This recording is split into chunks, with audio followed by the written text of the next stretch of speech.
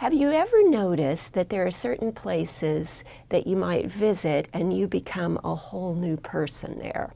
Now, I'm 55, so when I go back to the house where I was raised and my mom puts me in my teenage bedroom, all of a sudden I find myself thinking and feeling in ways that are not typical of my 55-year-old self.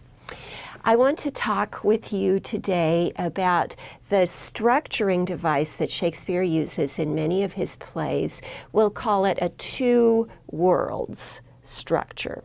And in the comedies, people run away from a very rigid social structure to a place where they have some space to let their individuality breathe. And then after they frolic in the forest or in a dream world or in some other place, then they go back to their original sort of rigid daylight world, and they're able to sort of come to terms with their life there in a new way.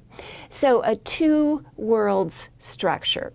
In Midsummer Night's Dream, you have the girl, Hermia, whose dad has picked her husband. And she doesn't love him. She loves some other guy. And so she and the guy that she loves decide that they're going to run away. And when they're outside of Athens with its rigid patriarchal justice, then they're going to be able to have their own life outside. And what happens is they run away to the woods in the moonlight, and all sorts of craziness breaks loose.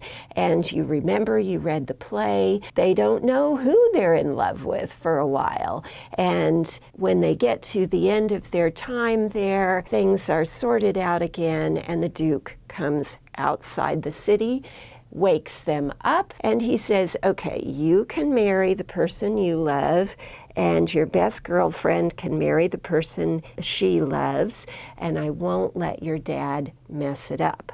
So they're allowed to come back to Athens in their new identity as approved lovers. In Twelfth Night, you have Viola and her brother shipwrecked, and she lands on the coast of Illyria, and she's all by herself. She thinks her brother has drowned, and so she tries out a new identity. She gets dressed up in men's clothes, and she's going to fend for herself, and all sorts of crazy things happen. A girl falls in love with her, she falls in love with a guy. It takes the whole play to work out all of the crazy things that happen in this new world, and then by the end everyone gets returned to their original identity. And since her brother is not dead, and since he's her identical twin, the girl that loved Viola is happy to marry her identical twin brother, and she gets to marry the man that she falls in love with. So in the comedies, this two-world structure works out very well. But in a play like Othello, it does not work out so well. In the world of Venice, that hierarchical structure that's so rigid and limiting, the father who is so angry that Desdemona was stolen away by Othello, he is limited by the justice of this rigid society in what he can do. And so Desdemona is protected. And since justice follows the rigid protocols, she gets what she wants.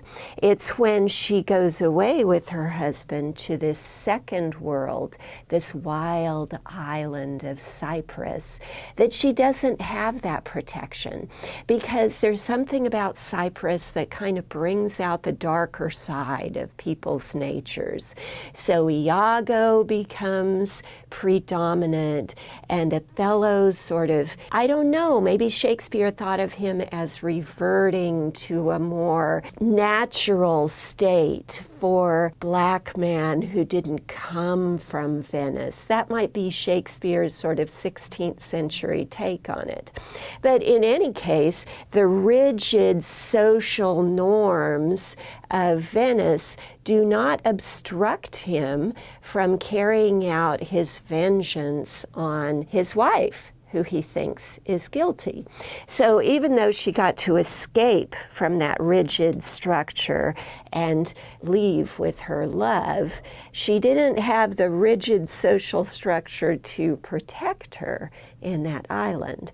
So there's kind of a darker side in this play to Shakespeare's two-world structure.